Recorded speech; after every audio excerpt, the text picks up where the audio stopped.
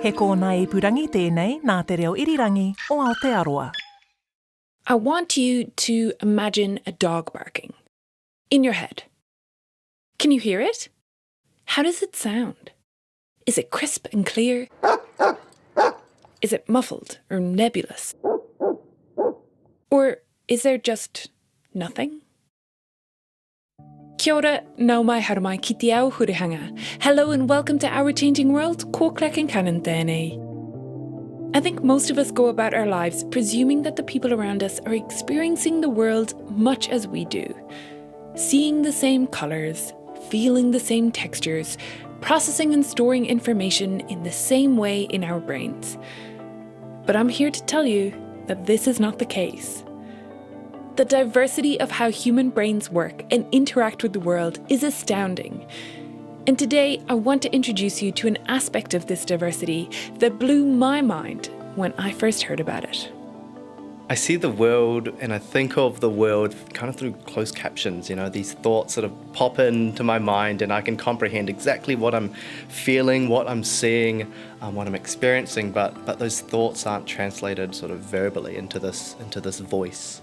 This is Sang-Hyun Kim. It's a very interesting way of seeing the world, what's completely normal to me, but it feels sort of so strange having heard what everyone else goes through, having these sort of conversations with yourselves or rationalizing your thoughts via some kind of voice, which to me is kind of freaky in a way.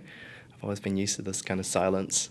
Sang-Hyun is a PhD candidate in the Department of Mathematics at Waipapa Taumata Rau, the University of Auckland. So investigating how math is taught and how it's learnt at the undergraduate level. His research sounds really interesting, but it's not why I'm chatting to him today. Instead, we're discussing how differently our minds work. Because while I often rehearse sentences in my mind, assemble bits of podcasts, get earworms stuck on repeat, and replay full conversations, Sang-Hyun doesn't. Most of us can do this, to a greater or lesser extent. The best estimate for the percentage of those who don't imagine sound in their minds, or have no auditory imagery, as a psychologist put it, is just less than 1%. So some scenes in movies and TV shows that most of us get, because we have an inner voice, were actually pretty confusing to Sang-Hyun. There's an episode of Friends where the whole gang is sitting around in the coffee shop and Ross is telling this story. He's talking to everyone about dinosaurs and he's going on and on. Carl, nobody, no matter how famous their parents are, nobody is allowed to climb on the dinosaur. And the camera pans to every character there. And you hear what their thoughts are. You hear Rachel saying, "Oh my gosh, he's so passionate about dinosaurs. It's so great." I love how he cares so much about stuff. Monica's getting sick of him rambling on. Oh, good. Another dinosaur story. And Chandler's just thinking in his own world about if he was a superhero, while Phoebe and Joey are just sort of singing and not even focusing on the conversation. But you get to hear and see exactly what the characters are experiencing and thinking at that moment. You hear their voices speak over that. And I remember watching that and being really confused and just laughing, not really being aware that some people do experience the world like that. That for some people, their voices in their head are the voices that they speak aloud. When he finally realised that he was in that less than 1% that don't have an inner voice, it came as a bit of a shock. I almost broke down and had some kind of existential crisis. Thinking about what other people how they think, whether these thoughts are running through their head all the time, and you start to ponder about the possibilities about how people see the world. Does everyone sort of rehearse their speeches before mentally? Do they sing songs in their head? What are they doing that I don't get to be a part of? And it's, in a way, it kind of, I don't know if it scares you, but it makes you really open your eyes to the possibilities that nothing is really normal.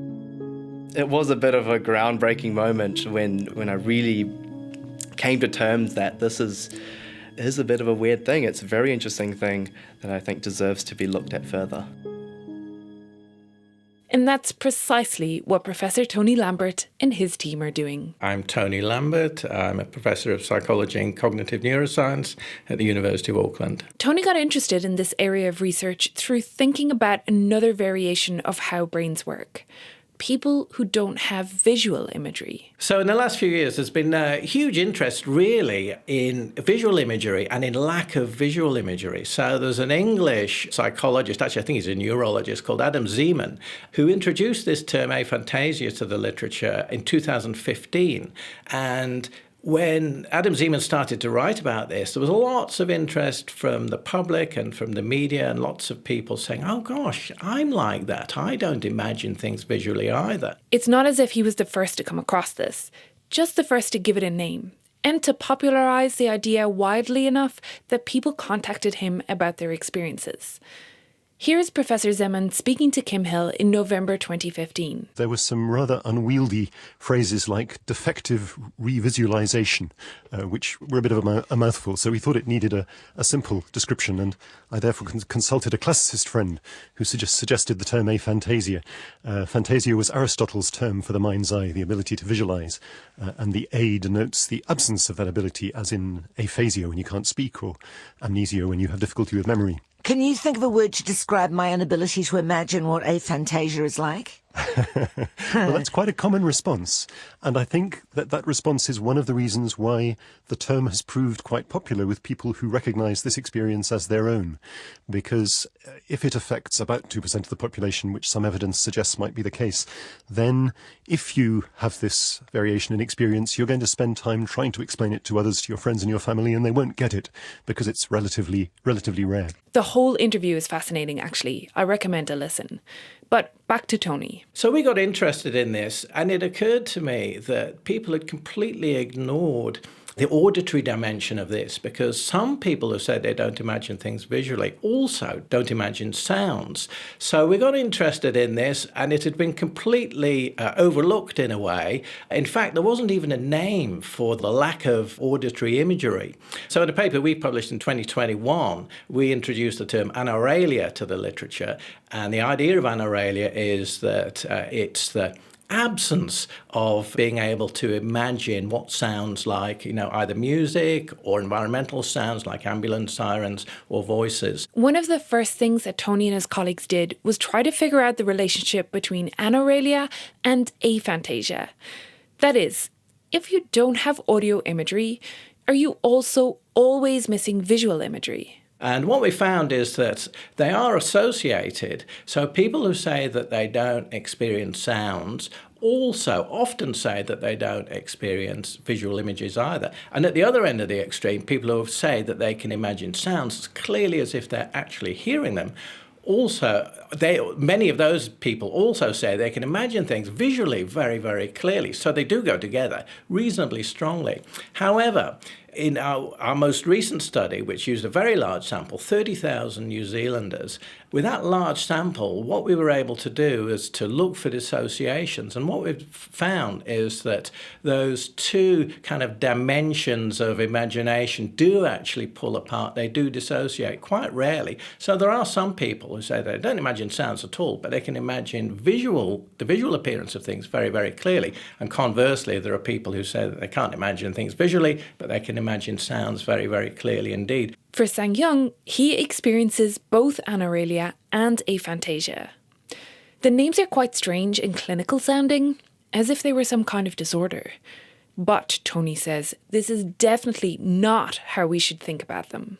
I think quite strongly that we definitely shouldn't frame it as a disability or an inability. Neither of these things should be thought of as illnesses or neurological conditions or disabilities of any kind. I think that it's really just a dimension of individual difference. We all differ in so many ways in our personalities and so on. And I think this is another dimension of individual difference. And it's already very clear that not having that auditory or visual dimension to your imagination is no barrier to leading a happy and fulfilling life, to achieving very well. So I think we definitely should think of it as a dimension of individual difference, just like extroversion or any of those other things. Decades of psychology research have linked the mind's voice to different aspects of how we process and store information, how we construct memories of the past and look forward to the future, how we talk to ourselves in our minds to impact our own behaviour. Remember to get the milk. No more chocolate for you. What Tony and the team want to know is, do people who experience anauralia use different strategies to do these things?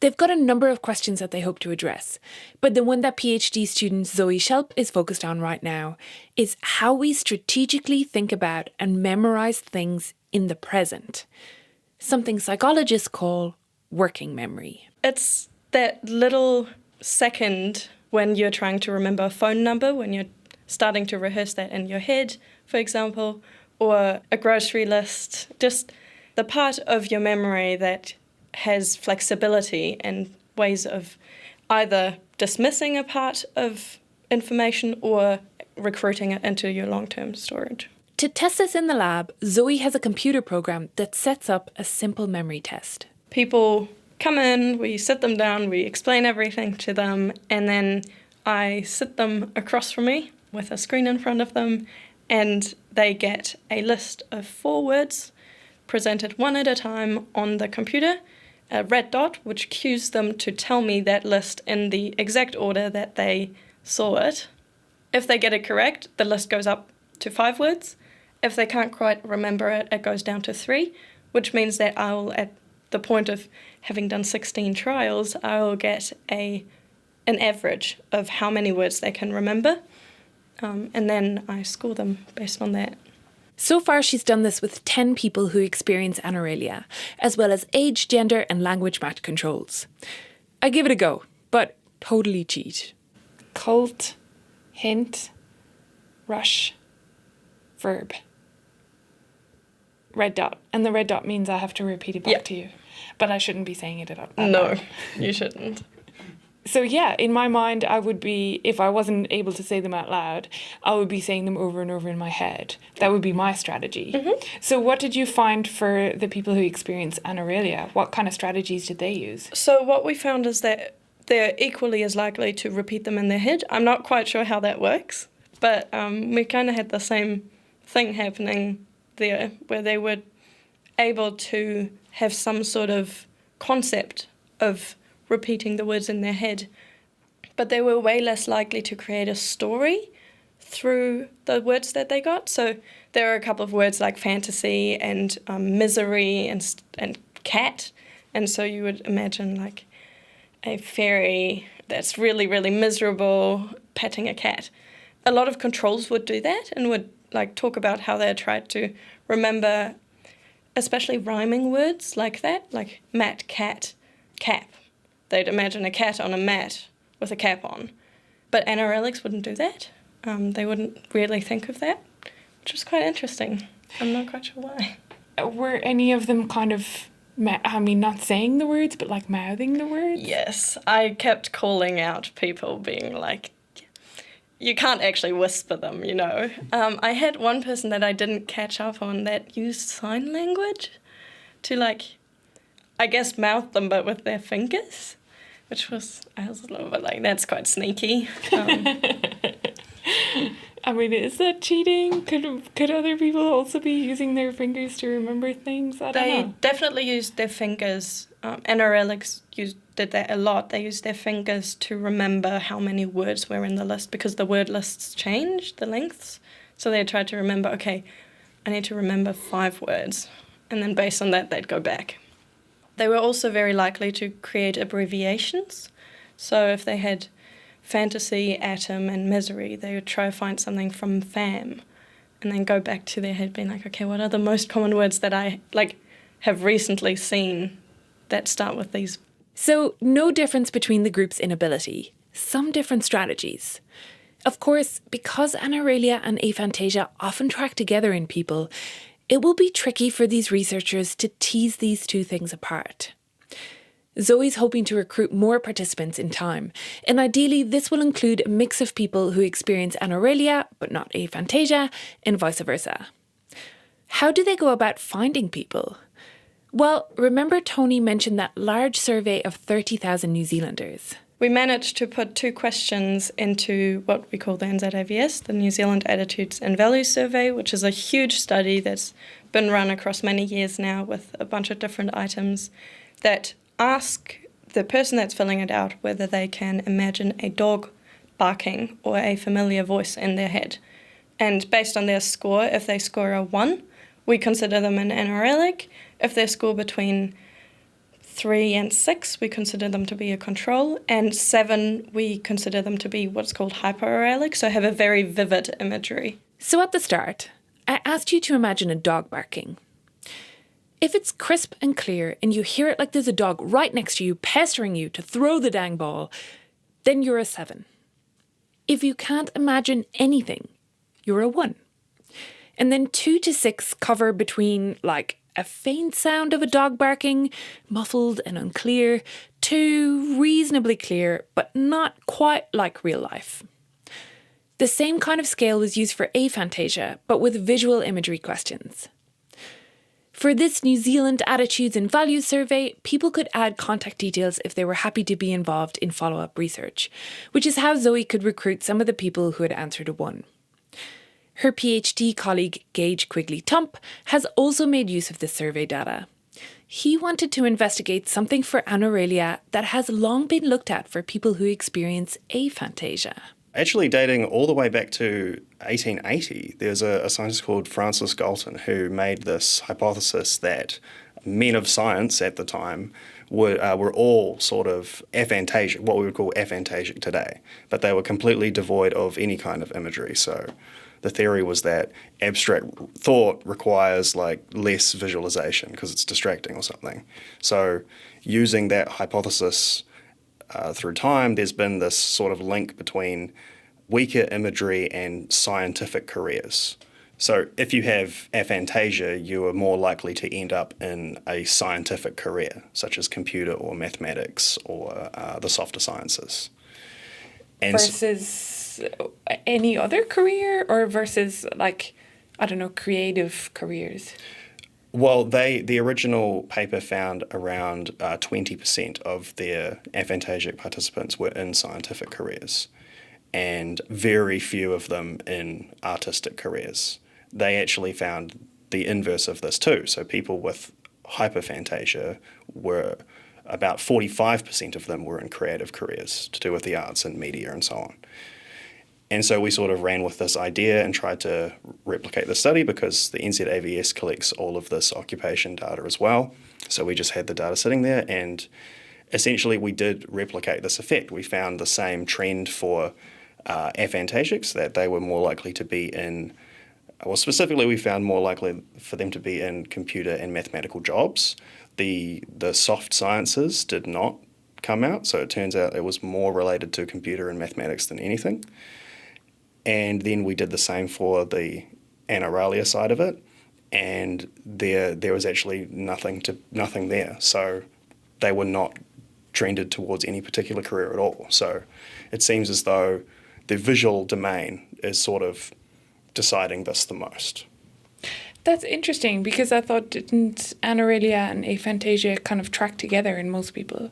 Yeah, so based on the data from the NZAVS, it was about a 70% overlap, like completely. So if you are, say, a 5 on aphantasia, you'd be a 5 on anauralia. So around 70% of people would be matched to that degree. But then the remaining 30% would wildly vary. So, and there were some cases of the like extreme on either end. So someone who is aphantasic but hyperauralic, so extremely vivid sounds but no visuals at all. Having finished that analysis, Gage has moved on to another activity: staring at people's eyeballs. He wants to find physiological markers of anauralia. That is, can you devise a test that can reliably tell you if someone is experiencing anauralia? And he got his current idea from a previous study on music and audio imagery. People would listen to music while their pupils were measured through a pupillometry camera, so the diameter of their pupil, how it expands and contracts in response to a stimuli. They would listen to music, and then there would be a segment in the song where it would go silent, and they were told that they were supposed to imagine as though the song never stops. They fill in the gap with their imagination, so a kind of musical imagery. And they're actually able to measure the distinct pattern of the pupil when you're imagining and listening, and they pretty much found that these were a similar pattern when you're hearing the song itself and when you're imagining it. So there is sort of a specific pattern of pupil response for things like rhythm and pitch and all that kind of stuff, and it's sort of like an encoding. It's like a physiological encoding of the sound through your pupils. And of course, starting off with that, the theory was essentially just that anauralic people should not be able to do this task at all. When it comes to imagining the sound, their brain's not going to think they're actually listening to it, so they're not going to get the same pupil response. So that's the idea of how this test might work. To give me a run-through, we rope in a volunteer. Okay, Zoe, you've become the willing participant. Can you describe what the setup is? Yeah, so the setup is basically this contraption that, I don't know if you've ever gone to the optometrist, that they put you in. The thing where you have your chin stuck to a pad and your forehead against a piece of metal to kind of secure your face. And then there's a camera in front of you and a screen, so that Gage can see the eye movements. And so on the monitor in front of you is something tracking Zoe's eye movement and also the pupil. Yeah, that's for some reason it has selected her nose as the pupil at the moment, but that's how it should look normally. You can see it's very zoomed in on her eye, and it's filled in this area of her pupil with, so those are like the pixels contained in there, and it just sort of measures these in real time. As you can see, we're seeing a bit of pupil dilation at the moment. Changing quite a bit, yeah. And so it just sort of measures that, and then it produces a obscenely large data file with measurements of the pupil every 20 milliseconds from a 30-minute experiment. That's actually quite a lot of data. Because it's such a huge amount of data to analyse, Gage is still in the early stages. He's focused on reproducing what the previous study showed, before he goes on to test his hypothesis. We do a short run-through, so I can get an idea of how it works. So at this stage, they're just asked to look at the dot on the screen to get a baseline measurement of their pupils, and we're looking for the sort of difference from baseline. And so now the music will play. Now, unfortunately, due to copyright, I gotta cut that out. Gage selected the top 3 listened to pop songs on Spotify. Plus, he chucked in Eye of the Tiger, because everyone knows Eye of the Tiger. So I can't use them. But instead, we can do the experiment with something else. It's not one of the top 3 on Spotify, but you might know it anyway.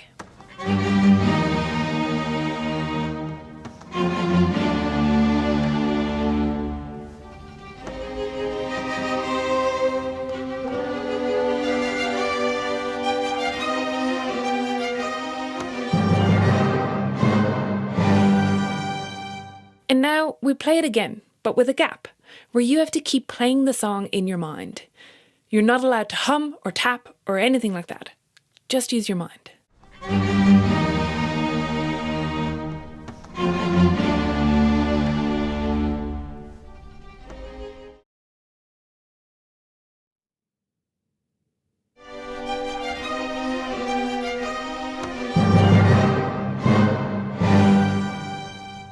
So that clip and gap were shorter than the actual experiment, but you get the idea.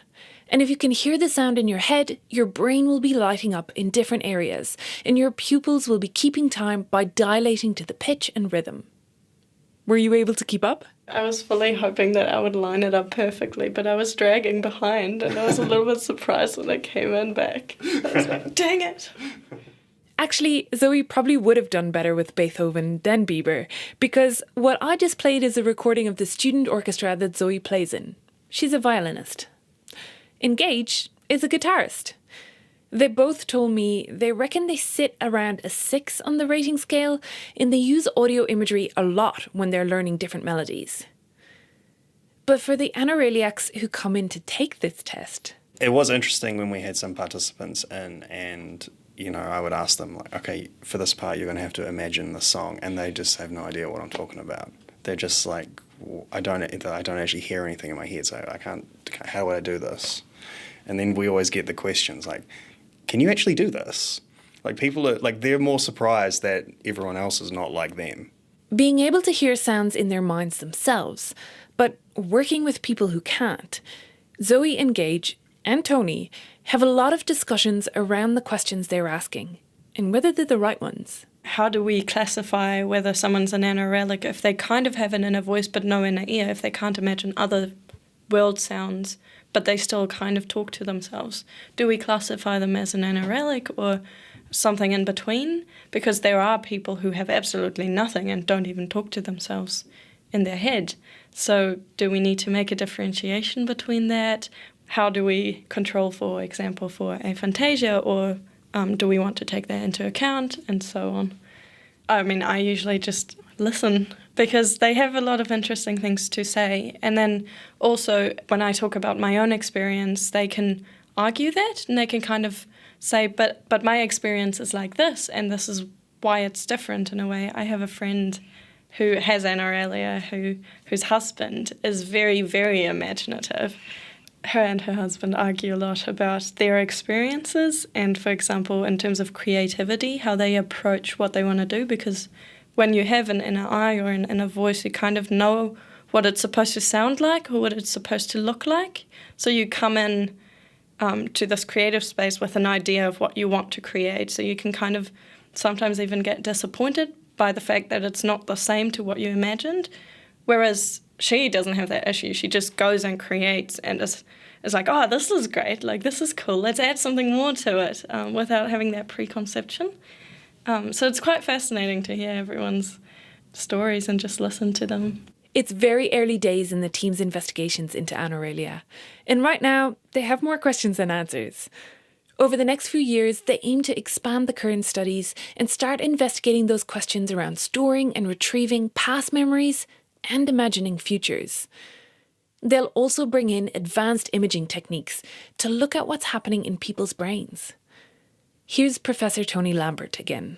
If we can find these different strategies in the way that people think about the present, the future and the past, is that accompanied by some different patterns of brain activity? So we do have plans to do that as well. So what we'll be doing is asking people to imagine different kinds of sounds while we're monitoring their brain activity using a technique called high-density electroencephalography. And then we're also going to use another technique called functional magnetic resonance imaging. So we'll be asking people with different experiences of auditory imagery to imagine different sounds, and then we'll look at what patterns of activity we can see. So what's typically seen when you ask people to imagine sounds is that the areas of the brain that light up when they're actually listening to a sound, those same areas light up. And if you're rehearsing something in your mind, you're saying a phone number or something over and over to yourself, you see activity in similar brain areas to the ones that would become active if you were actually saying those words. So there's a lot of kind of commonality between imagining things and hearing things and doing things. So one of our big questions, and this will be something we'll probably tackle in the last year of the project, is to see whether or not we see the same kinds of patterns in people who say they just don't imagine sounds, or whether or not they're completely different. Sang-hyun Kim has actually taken part in the study. He stayed in the same halls as Zoe and learned about her research through chatting to her. He found the pupil dilation music test quite a strange experience. The song would play and would stop for about 10 seconds. As the track kept going, the volume was turned down. And I realized in that moment how much I rely on singing the song or humming a tune or even just tapping to sort of keep this feel going. But I'm not allowed to do that as part of this experiment, and it is quite tricky for me to be a part of this melody.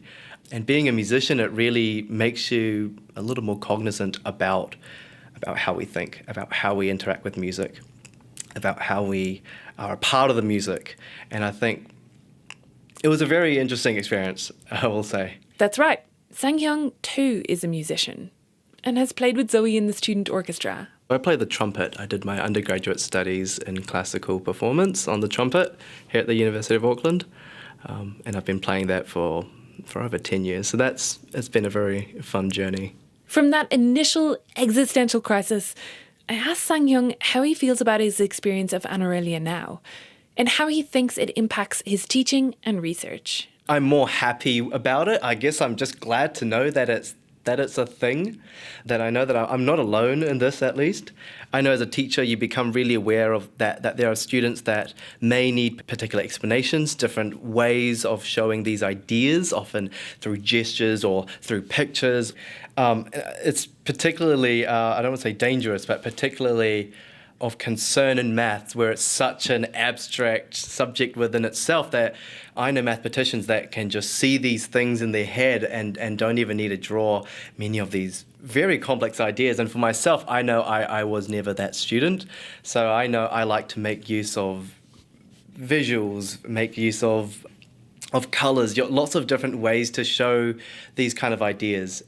And so I would like to think that it does make me a better teacher, or at least a more informed teacher, and something that I hope will play a part and will benefit my own research.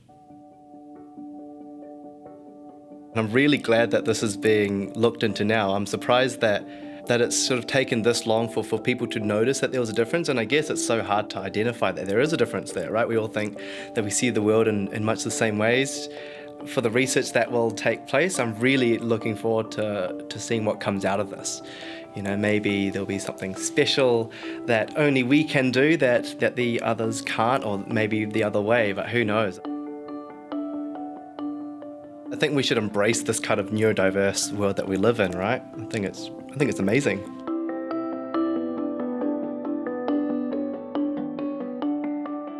Thanks to Zoe Shelp, Gage Quigley-Tump and Professor Tony Lambert from the Department of Psychology at Waipapa Toro, the University of Auckland. And to Sang-Young Kim, who's doing his PhD in the Department of Mathematics. Thanks also to the Auckland University Student Chamber Orchestra for allowing the use of their recording of Beethoven's Fifth Symphony. Ko Concannon ho te kaihotu o tēnei hōtaka, I āwhina mai a Justin Gregory, rawa ko Ellen Rikers. I produced this one with help from Justin and Ellen. Sound engineering was by Phil Benj, and Tim Watkin is executive producer of podcasts and series at RNZ. The multi-award-winning podcast Black Sheep is in its 7th season. It's all about the devious, devilish and dishonest characters from New Zealand history. There are 6 brand new episodes out now for you to enjoy, 2 of which have a distinctly sciencey focus. I highly recommend it. Find it on your favourite podcast app or on the RNZ webpage. Our webpage is at rnz.co.nz/ourchangingworld. We'll put the link to the Kim Hill interview with Dr. Zeman there, as well as details of the anauralia research website and suggestions of other related Our Changing World episodes about psychology from our extensive back catalogue. If you want to join the chat, find us on Twitter or Facebook, where we are at RNZ Science. If you enjoyed this episode, please do share it with your friends and family. And ask them on a scale of 1 to 7 how clearly they can play Beethoven's Fifth in their head. Tēnā koe I whakarongo mai. Thanks so much for listening. Have a great week. Kia pai tō wiki.